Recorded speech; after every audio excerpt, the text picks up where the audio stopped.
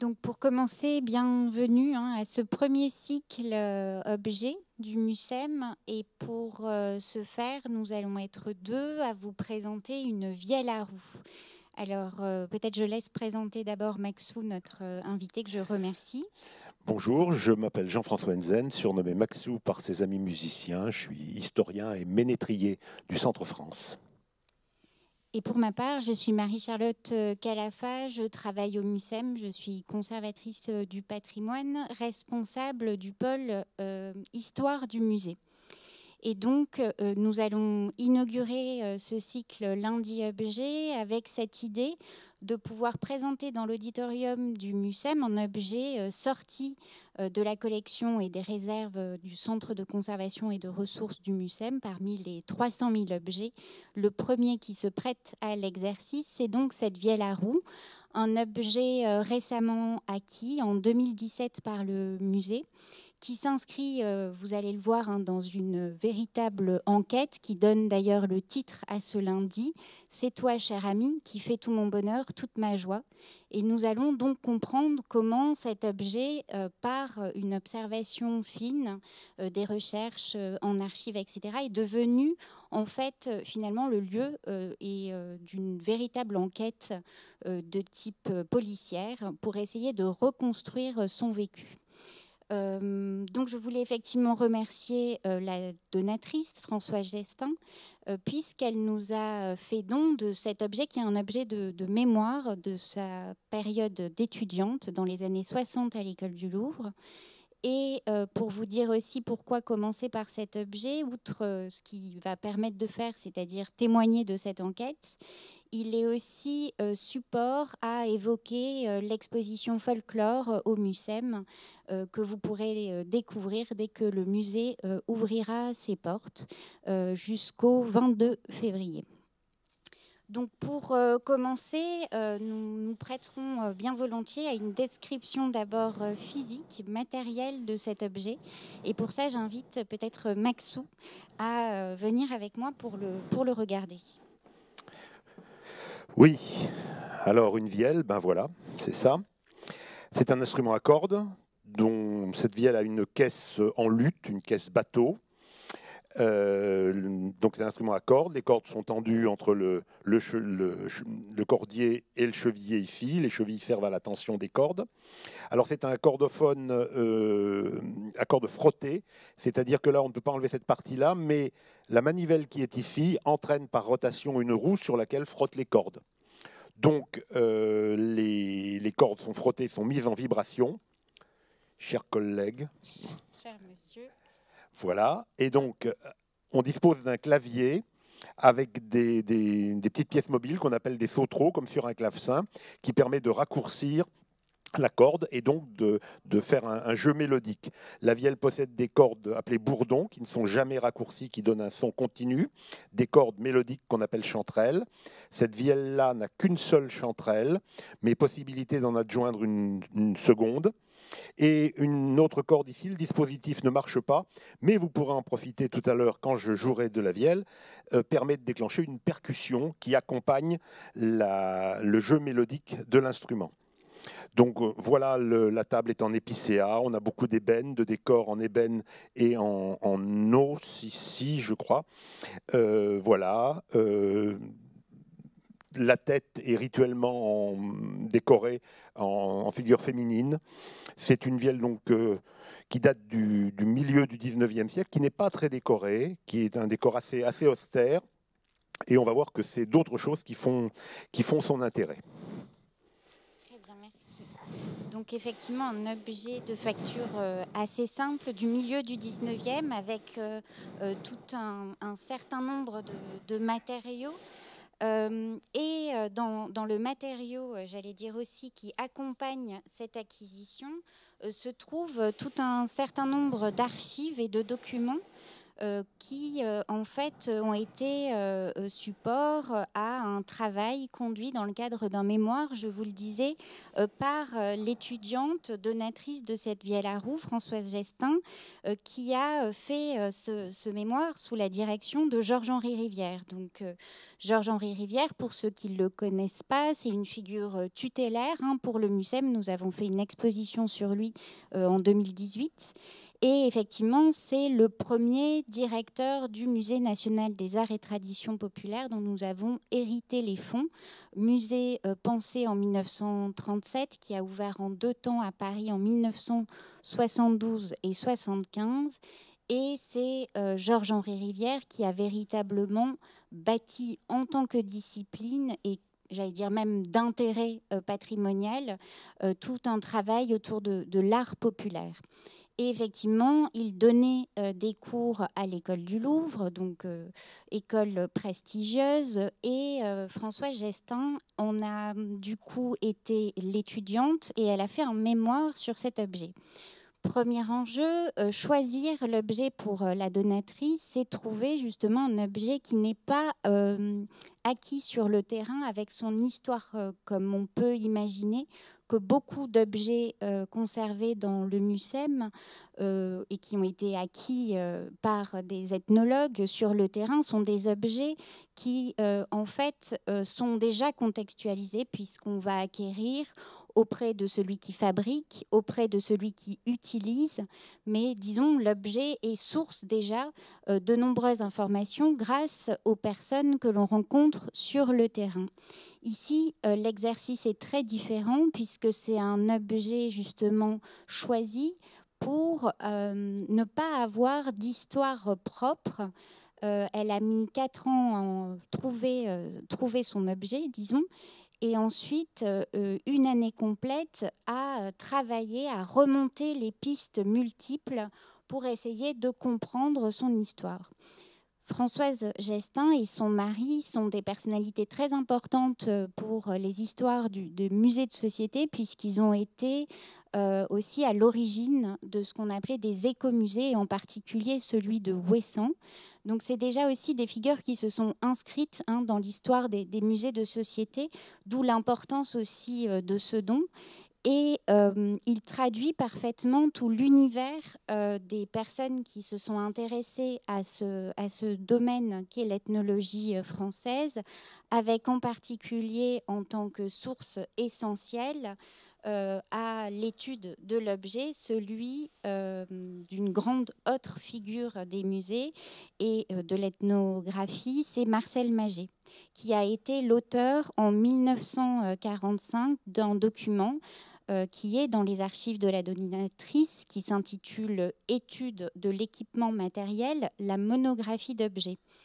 Et en, j'allais dire, une 40aine de pages, vous avez ici tout déployé, un exercice de style qui vise à partir de l'observation.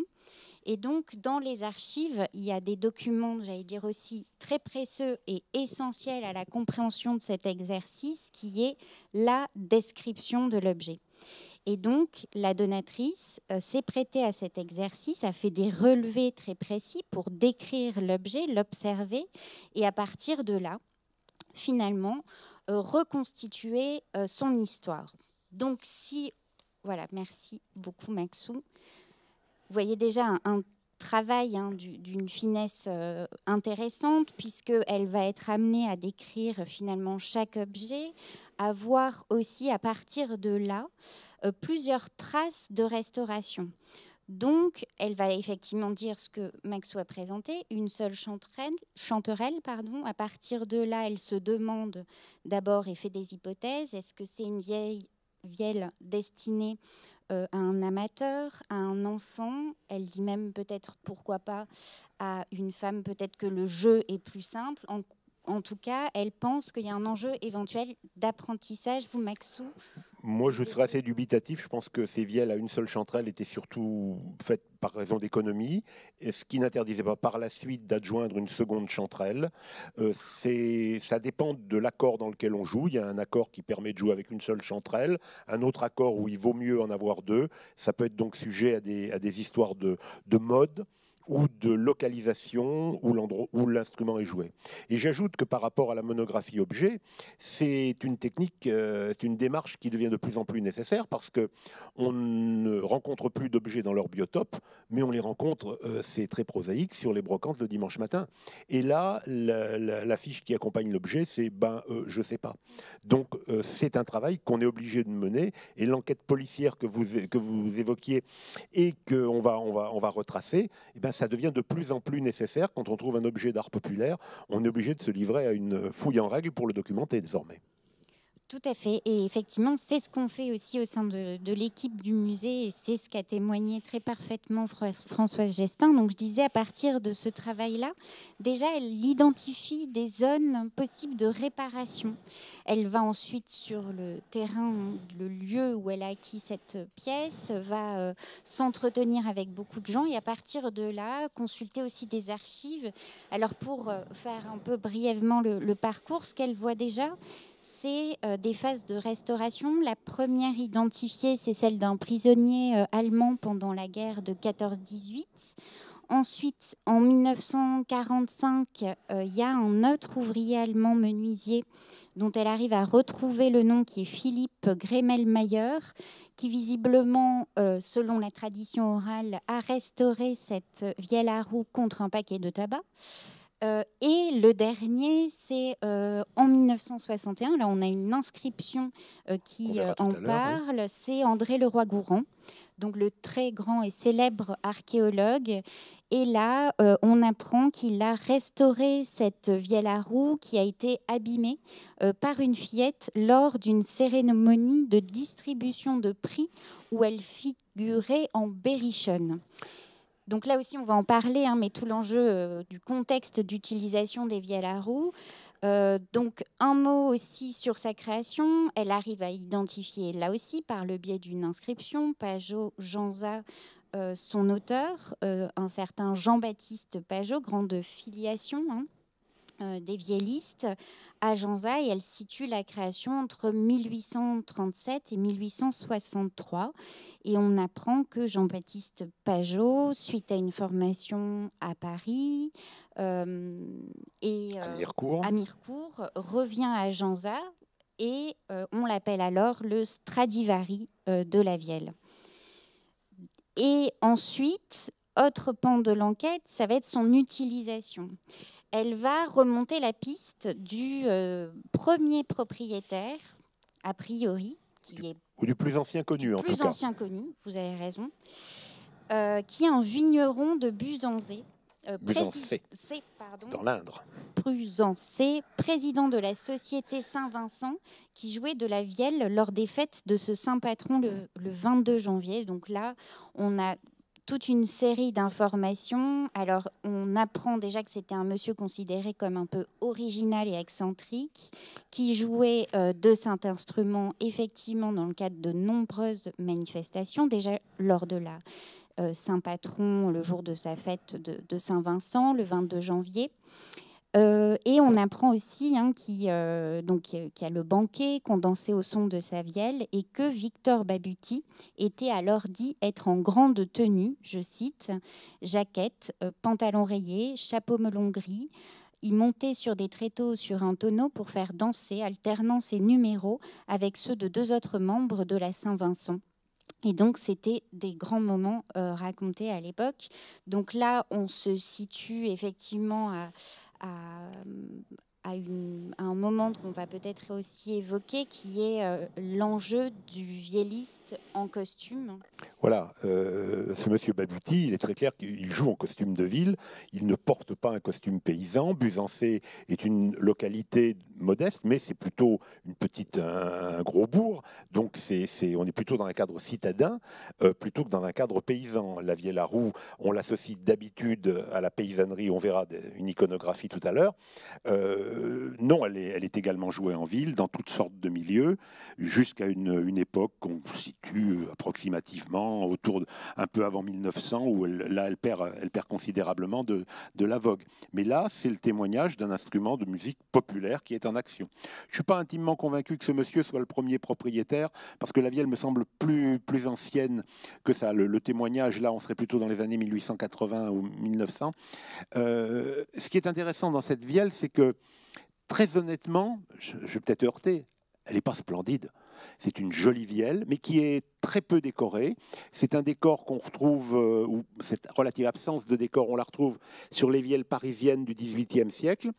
Et au cours du XIXe siècle, la facture des vielles à Janzat, donc dans la lignée des luthiers de la famille Pajot, la facture va considérablement, enfin la décoration va considérablement évoluer en intégrant beaucoup de rouge, comme on le verra sur ma vielle, de nacre, de plaquage assez ornementé.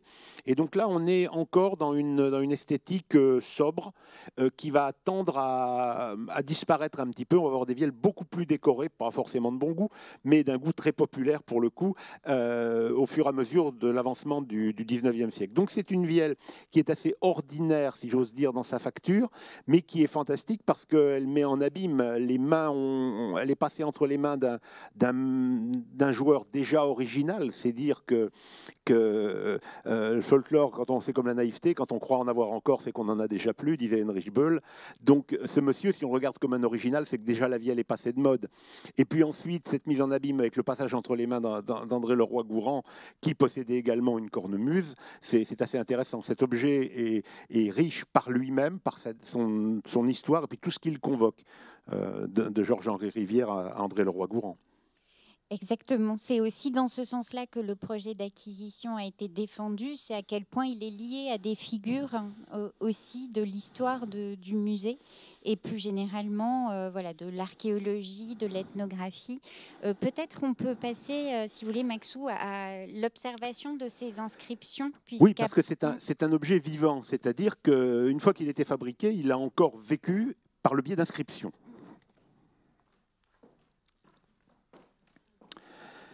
Alors, c'est une lutherie qui n'est pas paysanne, c'est une lutherie plus qu'artisanale, pré-industrielle, si j'ose dire. La maison Pajot, j'y reviendrai peut-être, a une longue destinée à fabriquer des vielles en grande quantité, donc avait une marque au fer, qui n'est pas très spectaculaire, qui est derrière. C'est un instrument qui est marqué, qui est estampillé, comme les objets qui sortaient de chez les maîtres artisans. Mais ce qui est intéressant, c'est la main des utilisateurs qui apparaît à différents endroits. Alors, on va le faire un petit peu dans le désordre.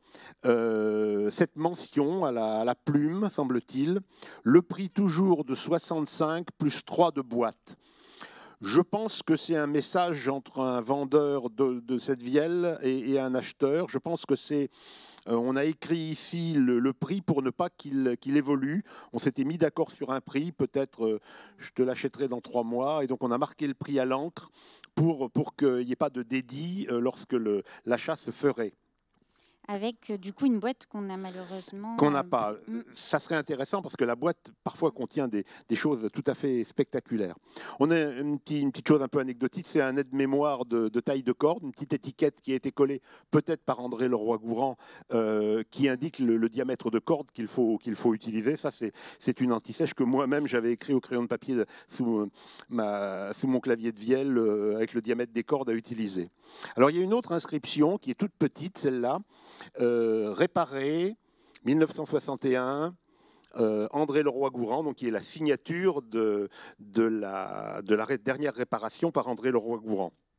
Alors, avant de passer à la dernière inscription qu'on ne peut pas voir, mais qui est la plus belle, là, il y a une trace de réparation qui est très visible, c'est le couvre-roue, qui n'est pas d'origine. Là, on a une petite incrustation. Là, elle n'y est pas. C'est un plaquage fait assez grossièrement. C'est l'une des réparations, soit de 14, soit d'après-guerre, qui a adjoint ça. Et donc, il y a une autre inscription qui est à l'intérieur du clavier. Il faut pratiquement démonter le clavier pour y avoir accès, qui est au crayon de papier. Qui est au crayon de papier, et donc il y a écrit, on entreperçoit certains mots, c'est toi, ma chère amie, qui fait tout mon bonheur, toute ma joie.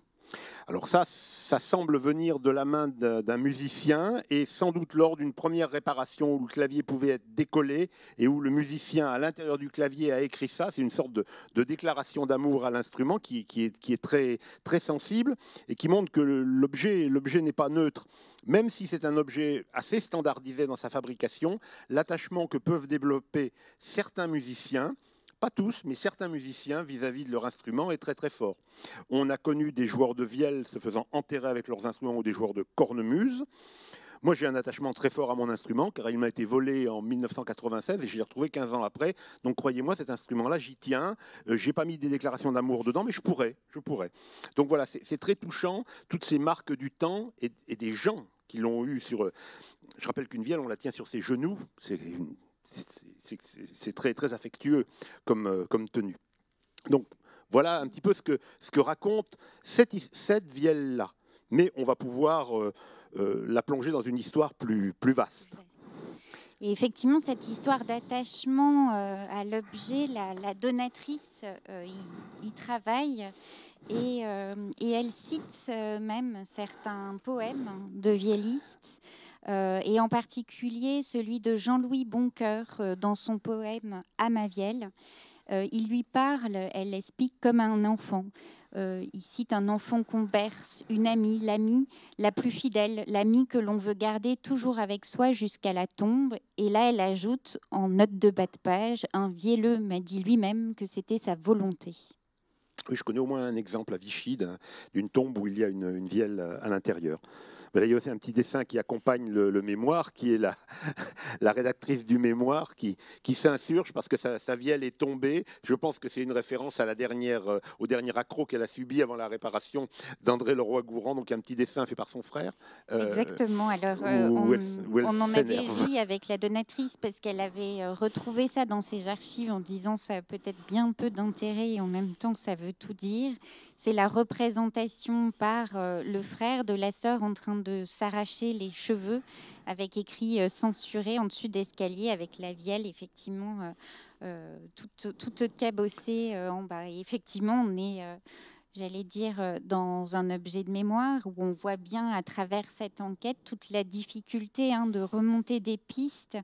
On a expliqué partir de l'objet, de son observation, partir à nouveau après sur le terrain, collecter ce qui reste de mémoire orale et à partir de là aussi la consultation en archives. Vous avez d'ailleurs là-dessus complété avec quelques documents de la famille Pajot. Oh oui, bien peu de choses. La famille Pajot est une grande lignée qui a fabriqué donc jusqu'à l'entre-deux-guerres et qui nous éloigne de la vision d'une vielle paysanne fabriquée comme ça avec un sabot, avec du bois de récupération. Non, on est dans quelque chose de pré-industriel. La maison Pajot a concouru lors d'expositions universelles, a obtenu des prix, des médailles, était très fière de ses succès. Et vers la fin du 19e siècle, la maison Pajot a publié des catalogues où, avec l'avancée du chemin de fer et de la poste, on commandait son instrument sur catalogue, on le se faisait livrer à la gare la plus proche, et c'est pour ça que les instruments fabriqués dans ce petit village du sud de l'Allier, pas très loin de Vichy ou de Ghana plutôt, pour ceux qui ne sont pas de la région, on les retrouve à travers toute la France.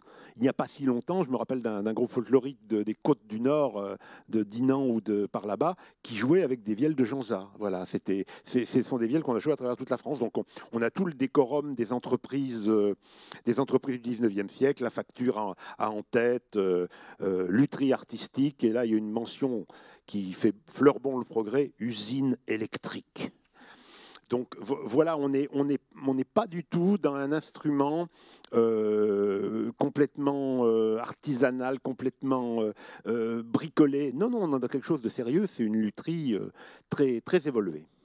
Alors maintenant, je vous propose de passer un peu en image à l'histoire de la vielle à roue. Alors dans l'imagerie, mais peut-être un mot avant, Maxou, sur l'histoire de la vielle à roue. On s'est toujours demandé si la vielle était un instrument à part entière ou un instrument entièrement à part. Et moi, j'opte plutôt pour la deuxième situation. Alors, on aurait pu commencer cette iconographie par des choses très anciennes. Tout le monde a en tête le vielleux de la Tour. Mais puisque on est dans le cadre de l'exposition folklore et que cette vielle date du 19e, on va se limiter à une iconographie assez récente et très réduite. La vielle, très clairement, eh ben, elle a subi bien des avanies parce qu'elle a été souvent, très souvent, tournée en ridicule. Et j'en veux pour preuve les cartes postales que vous allez voir où les gens qui posent, ben, ils ont une vielle sur les genoux, mais très sincèrement, je ne sais pas s'ils jouent. Parfois, la tenue de vielle est tellement bizarre. Le brave monsieur en costume Bressan, je suis pas sûr qu'il joue de la vielle. La position du pouce derrière le clavier, j'y crois pas. La dame, peut-être, la petite berrichonne, là, peut-être qu'elle joue. Et donc on a des monceaux de cartes postales avec des reconstitutions folkloriques vraiment approximatives. Là, il est possible que le joueur de cabrette à gauche, lui, c'est un vrai musicien. Le joueur de vielle peut être un vrai musicien. C'est pas impossible. Et donc vous en trouverez des dizaines et des centaines sur les marchés aux brocantes le dimanche matin. Et ce qui est intéressant, j'ajoute juste un mot sur toute la terminologie qui va autour sur ces cartes. On parle d'anciens costumes, de pittoresques. Enfin, on est vraiment là dans tout un discours sur... Le pittoresque, c'est la jeunesse du folklore. Le pittoresque, c'est ce qui mérite d'être peint étymologiquement. Et le pittoresque, il est beaucoup né dans les stations thermales où, pour l'amusement des curistes citadins, on leur proposait des braves musiques champêtres jouées par ces braves paysans avec leurs jolis binious, etc. C'était assez... je ne vais pas dire méprisant, mais c'était une mise en scène, et le folklore n'est rien d'autre qu'une mise en scène à des fins spectaculaires pour présenter quelque chose. Et donc, dès qu'il y a représentation, il y a des choix. Alors, on a également énormément de chromos. Là, c'est une version assez enfantine, parce que la vielle a cette particularité qu'on la retrouve jouée aussi souvent par des enfants. Tout le monde connaît l'histoire des petits Savoyards qui partaient avec leur vielle et leur marmotte, que par des adultes. Donc, la vielle, elle passe toutes les strates sociales. Au XVIIIe, les aristocrates sont souvent représentés jouant de la vielle. On a des mendiants, on a des enfants, on a des adultes. C'est un instrument parfois féminin, parfois masculin. C'est un instrument qui se glisse partout, contrairement à la cornemuse, qui est jouée quasi exclusivement par des hommes. Et peut-être qu'on peut dire juste sur ces deux typologies de cartes postales et cartes réclame ou chromolithographie, qu'on est là sur des productions de masse qui sont aussi liées avec un enjeu économique, touristique. Bien évidemment, les cartes réclames sont des enjeux publicitaires, donc voilà. Et la carte postale, on sait à quel point elle s'est développée en se basant sur le folklore, à la valorisation de territoires, effectivement par le biais des gens, des costumes, des paysages. Enfin, on développe là toute une iconographie attractive. La chromolithographie, c'est aussi pour enraciner le produit. Parfois, c'est un vrai produit du Berry. La preuve, il y a un joueur de vielle dessus. On a des étiquettes de camembert made in Berry avec un joueur de vielle. C'est assez étonnant. Alors que là, dans ce qu'on va voir, on passe dans une approche déjà un peu plus esthétique. Ah oui, moi j'aime beaucoup ce dessin. Oui. Parce de Jean Blard, voilà, Jean Blard, voilà, c'est dessiné en 44 à Rochefort-Montagne, c'est magnifique parce que là, le vielleux, il est chez lui, en costume de ville, enfin en costume tout à fait ordinaire. Il n'y a pas de gros sabots avec de la paille dedans, il n'y a pas de biode avec un foulard. Non, il a une veste, une petite lavalière, et il joue dans son cadre domestique. Et c'est très très chouette, c'est une belle quiétude. J'aime beaucoup cette image-là et qui en plus est récente, quoi. C'est un beau document de collecte. En plus, le vielleux est nommé Pierre Bâtissard, jouant de la vielle à roue. Exactement. Là, on rentre dans une démarche d'enquête parce qu'il faut peut-être préciser que Jean Blard fait partie de l'équipe très nombreuse embauchée pendant la guerre par le biais des chantiers intellectuels pour le compte du Musée national des arts et traditions populaires. Jean Blard était alors déjà un grand artiste et communiste embêté. Finalement, cette embauche par les chantiers intellectuels va lui permettre aussi d'éviter la prison, le STO, comme on a eu beaucoup dans les archives de témoignages dans ce sens. Et Jean Blard va véritablement travailler sur cette zone géographique autour de Rochefort-Montagne avec une attention, pour le coup, aux détails, y a la véracité. Effectivement, vous dites, on nomme les gens, on les situe. Il y a quelque chose voilà, qui s'insère dans les premières enquêtes du Musée national des arts et traditions populaires. Il y a un aspect populaires. documentaire, et en plus, c'est artistique. Je trouve ça magnifique, c'est très beau. Mais le suivant n'est pas mal non plus. C'est un tableau qui vient du Charolais. Alors, ça peut apparaître idyllique. Bon, la composition est très bien vue, mais c'est pas si idyllique que ça. Je trouve que les femmes ont des costumes magnifiques, usés, rapiécés. On n'est pas dans le costume de représentation, dans le costume clinquant et brillant comme on pourra voir à la glorieuse époque du folklore triomphant. Le bouvier, là, ou le pâtre qui est avec ses moutons et qui apprend à jouer de la vielle, j'y crois, dans la mesure où on a des témoignages de vielleux célèbres qui racontaient qu'en rentrant de garder les troupeaux, il jouait de la vielle le soir dans un petit coin. Là, pourquoi pas, il a emmené sa vielle au champ. Pourquoi pas, la composition est magnifique. C'est un tableau de Jean Laronce. C'est vraiment magnifique. Ça, c'est une belle image. Et pourquoi les groupes de folklore n'ont pas choisi de faire des 33 tours avec d'aussi belles images sur la pochette? Ça, c'est un mystère, parce que là, on a quelque chose de beau, d'évocateur, et c'est très tendre, j'aime beaucoup.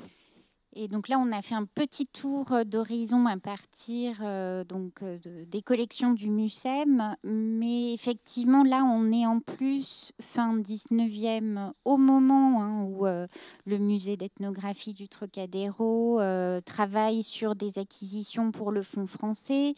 C'est véritablement le folklore qui s'opère et qui s'enracine avec des figures romantiques.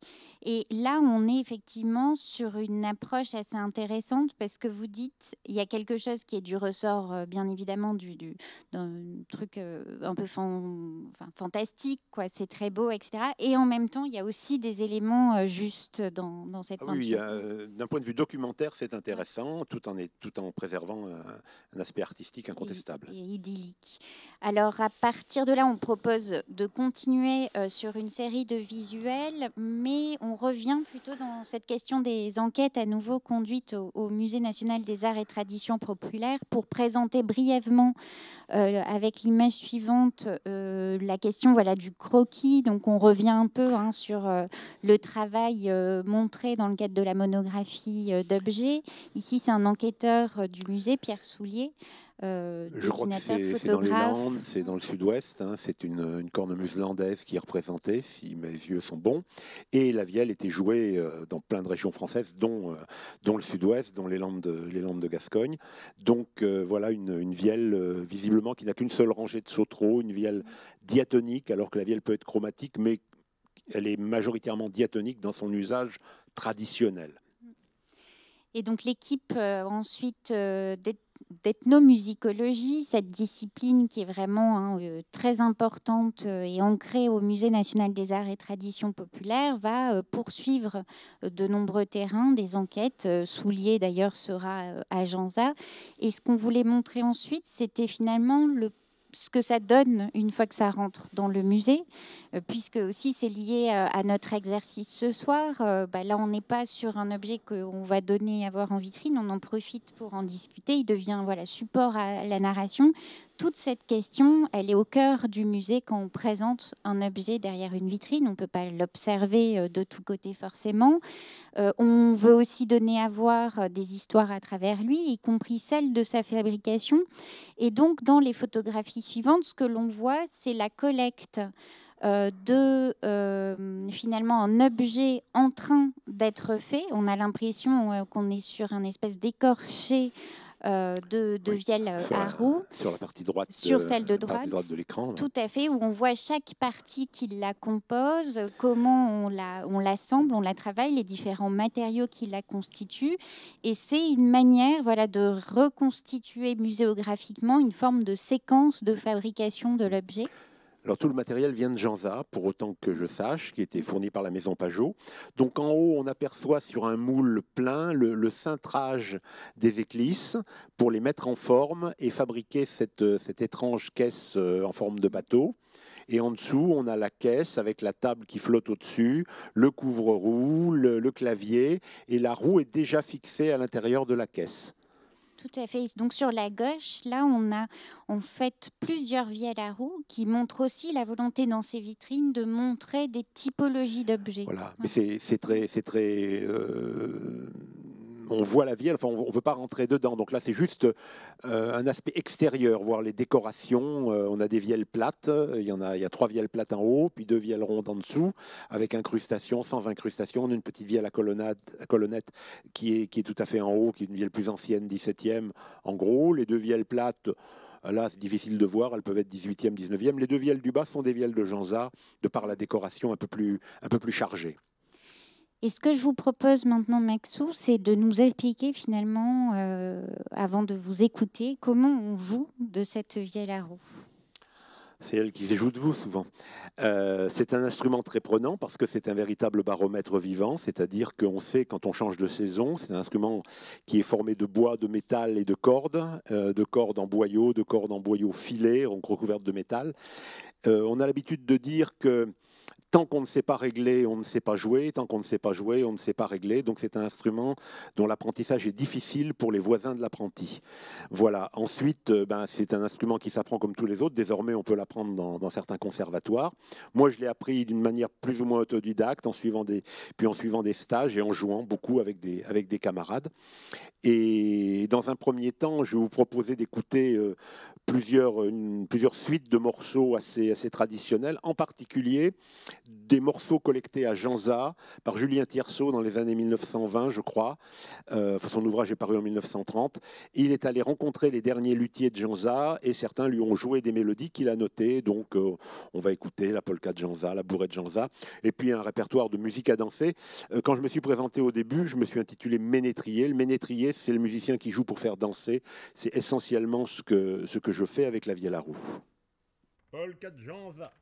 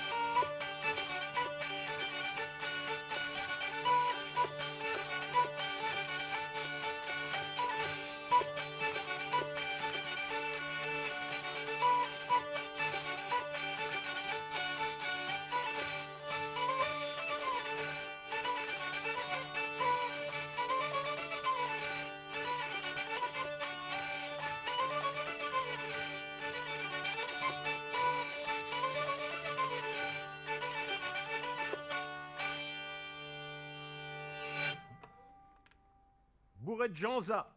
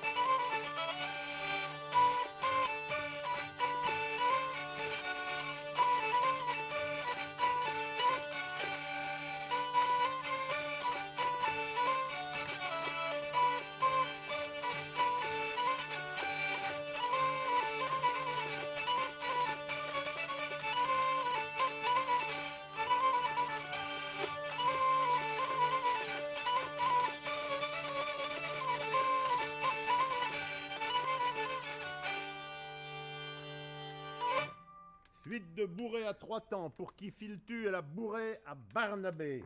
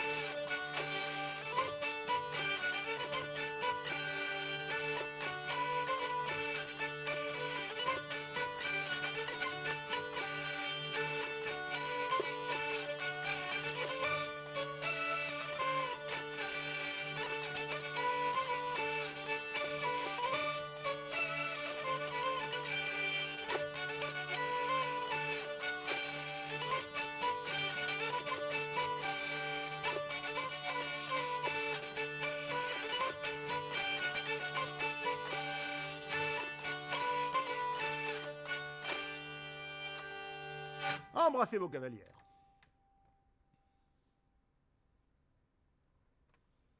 Merci beaucoup Maxou pour ce moment musical, cette interlude qui pose aussi la question de ce son. Est-ce qu'il est écrit en partition? Est-ce il s'enregistre Oui, il y a 2 dimensions. Il y a les mélodies qui ont pu être notées ou recueillies et le son, le style, la manière de jouer, la manière de régler l'instrument qui a émergé à la fois de collecte ou des réinventions récentes liées à la lutherie contemporaine, l'instrument dont je joue, bon, il a 30 ans, mais c'est un instrument contemporain. Les sons actuels sont hérités des sons anciens, mais il y a des goûts qui nous appartiennent, qui sont propres à notre époque.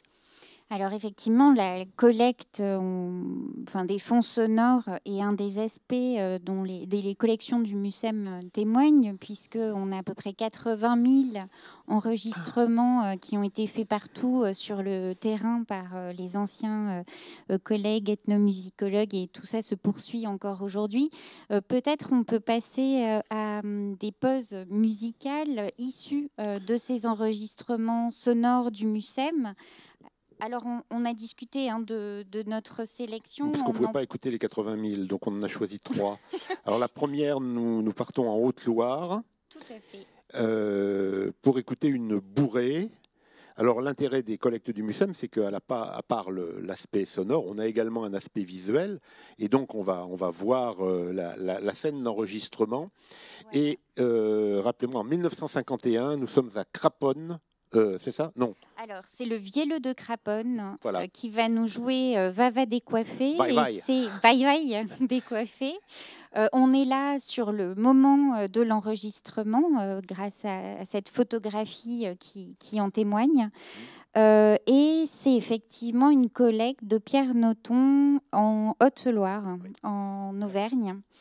Et donc, ce qui est intéressant sur ce moment, et c'est pour ça aussi qu'on a choisi ce visuel, c'est parce qu'on voit tout le matériel pour l'enregistrement, oui. Qui est un des enjeux non négligeables pour les enquêteurs de l'époque.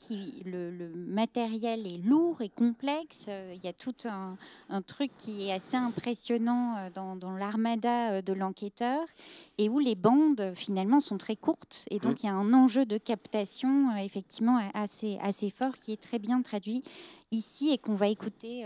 C'est parti pour la bourrée de Haute-Loire.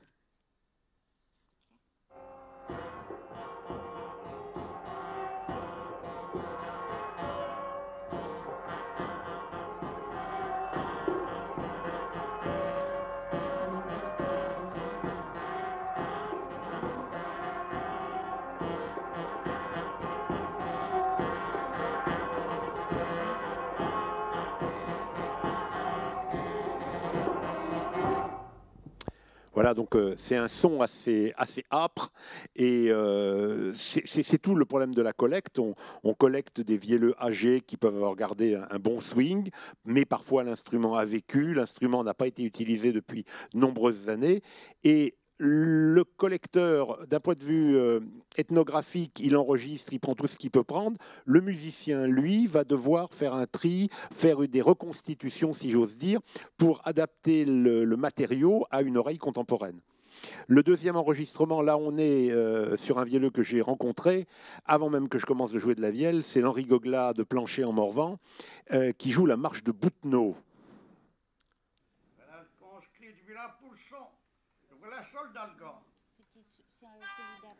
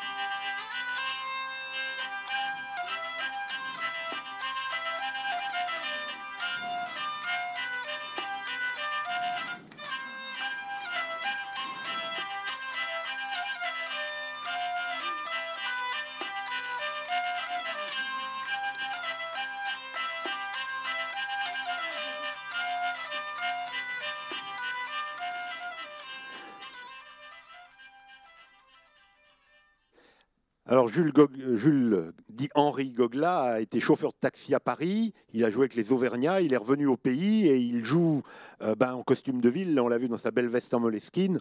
C'était un type vraiment, vraiment sympathique.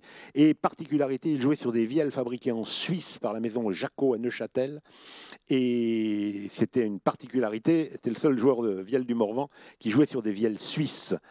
Alors, on va passer maintenant au troisième extrait où on est en plein dans le thème de l'exposition, le folklore. Et par chez moi, je viens du centre de la France, en Bourbonnais, le folklore, c'est Gaston Rivière. Et donc, vous tenez-vous prêts, nous allons écouter un extrait, je pense qu'on coupera l'extrait parce que le morceau est assez long, d'un morceau joué par Gaston Rivière et les Troubadours Molusonnais, son groupe. C'est parti. Le quadrille, première figure, la chaîne anglaise.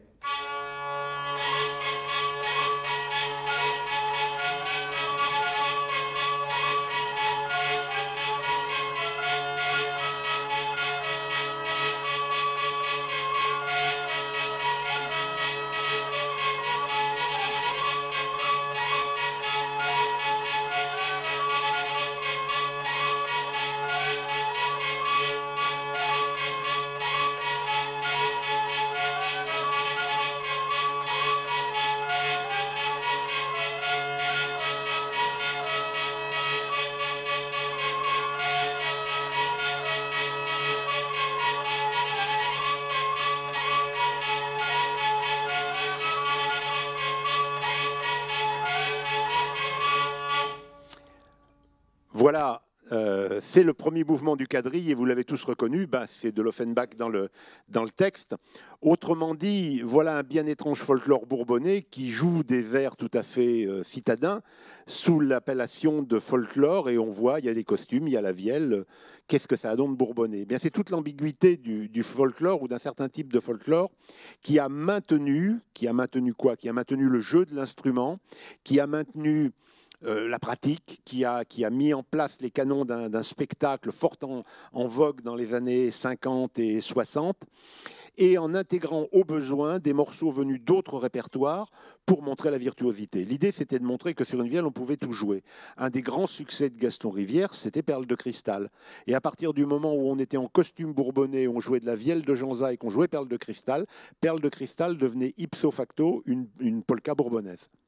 Donc le rapport à l'authenticité culturelle, si j'ose dire, n'est pas une contrainte très forte en matière de folklore, du moins dans le folklore de ma région dans les années 50 et 60.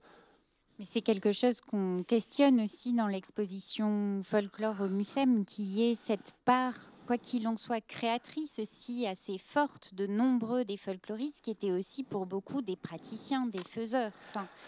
Alors, est-ce que c'est créatif? C'est tout le problème. C'est-à-dire que le folklore s'est créé comme un enfant de l'Orphéon.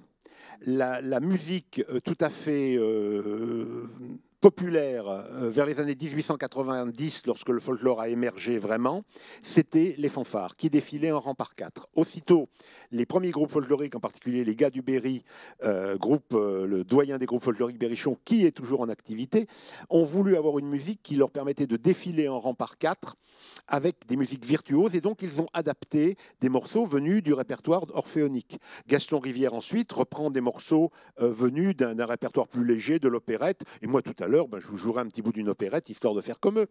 Mais ce qui est important, c'est que le folklore doit, enfin comment dire, la tradition, c'est quelque chose qui évolue perpétuellement. Mais est-ce que ça évolue d'une façon endogène ou exogène? Toujours un petit peu des deux, mais lorsque c'est majoritairement exogène, on a quand même un appauvrissement. C'est-à-dire, si le seul moyen de maintenir la vielle à roue en jeu, c'est de jouer des musiques créées sur d'autres instruments, est-ce que ça vaut le coup de garder la vielle à roue? Je ne sais pas. Je fais partie d'une génération qui a essayé modestement de réinventer du répertoire, soit en allant collecter, soit en allant dans les livres, dans les collectes anciennes, pour remettre en vie des mélodies qui avaient été abandonnées ou qui n'avaient pas été retenues par le folklore des années 50. Et également en composant. Tout à l'heure, je vous jouerai quelques-unes de mes plus belles compositions. Voilà.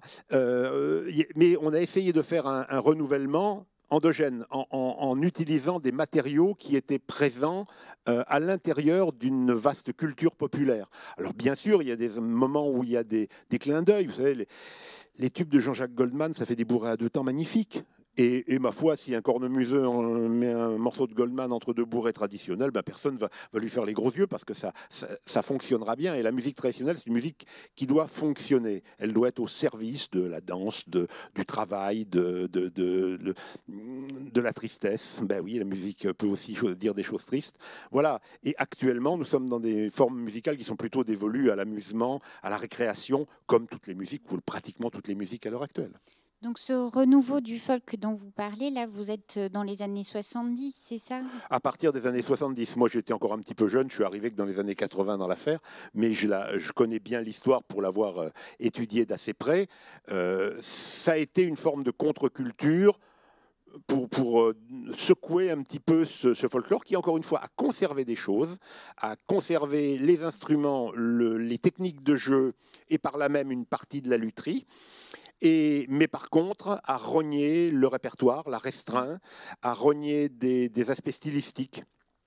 Et il a fallu chercher pour retrouver quels étaient les joueurs de vielle. On a plus écouté un joueur de vielle qui s'appelle Gaston Guillemin que Gaston Rivière, qui a un jeu assez sec, mais son jeu avait une facilité intéressante, c'est que on peut faire jouer 150 Gaston Rivière ensemble, ça fera une musique qui marchera impeccable. Quelqu'un qui propose une musique plus ornementée, plus swingante, et d'un musicien à l'autre, on ne va pas avoir exactement le même swing, et ça sera impossible de les faire jouer ensemble. Mais il ne faut pas oublier que dans les musiques traditionnelles, la plupart des musiques traditionnelles du domaine français, ce sont des musiques de solistes.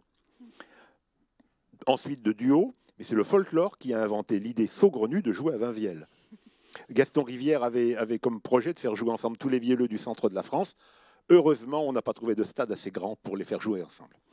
Et alors, qu'en est-il aujourd'hui du nombre de joueurs de vielle? Est-ce que c'est encore quelque chose que les petits jeunes apprennent. Est-ce que vous professez, vous, la vielle à roue Oui, je suis professeur honoraire.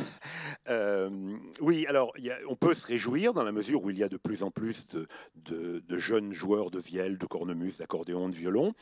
Ma génération est celle qui a fait rentrer les musiques traditionnelles dans les conservatoires, qui a créé des cursus, des diplômes. Voilà, la musique traditionnelle fait partie des musiques actuelles. Elle est enseignée à plein d'endroits avec des réussites variables et des échos variables. C'est plus facile d'être prof de musique traditionnelle en Bretagne. On peut avoir un poste à plein temps assez facilement si on est diplômé. Dans le centre de la France, il faut être le lundi à Châteauroux, le mardi à Vichy et le surlendemain à Nevers. Il faut faire de la route. Donc cette musique est enseignée. Il y a des gens qui en jouent de plus en plus. Est-ce que la musique, avec tout son environnement artistique, a été sauvée? Je n'en suis pas si sûr. On a conservé des répertoires, on a développé ces répertoires, des techniques, on a même inventé des techniques nouvelles, mais au niveau des styles, il est certain qu'on a une uniformisation assez rampante des pratiques des joueurs de vielle sur le centre de la France. Je parle de ce que je connais. Voilà. Alors, peut-être dernier interlude musicaux, qu'est-ce que vous nous proposez? Oh bien, quelques compositions en insérant des airs traditionnels ou une jolie valse tirée des saltimbanques de Louis Gann. Après tout, il était bourbonnais. C'est une valse, donc c'est une valse bourbonnaise. Eh ben, très belle clôture, merci beaucoup. Suite de valse, j'attends de votre serviteur et après le sombre orage.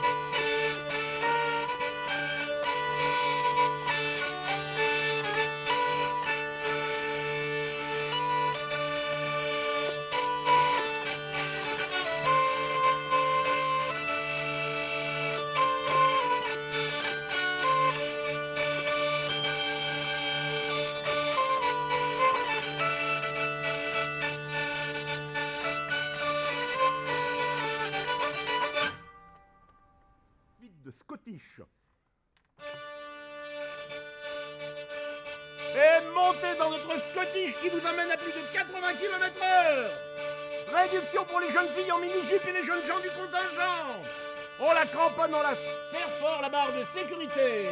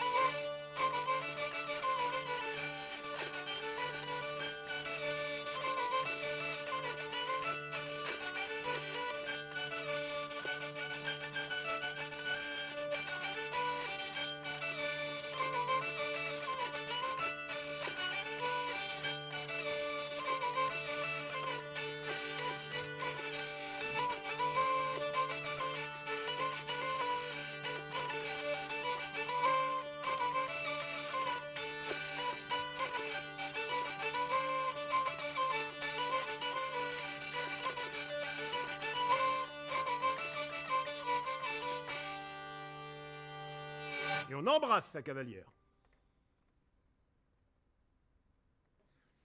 Suite de bourrée à 3 temps, crocodile.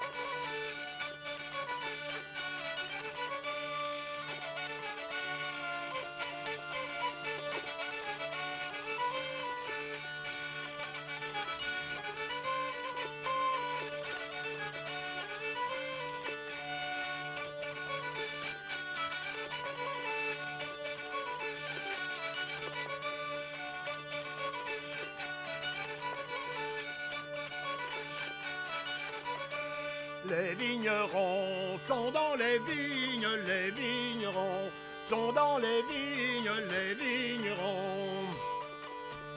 Les vignerons sont dans les vignes, ils ont planté au point du jour du raisin blanc, du raisin doux. Ils ont planté au point du jour du raisin blanc, du raisin doux. Entrez la belle, dedans la vigne, entrez la belle, dedans la vigne, entrez la belle. Entrez la belle, dedans la vigne, vous y goûterez bien à votre goût, du raisin blanc, du raisin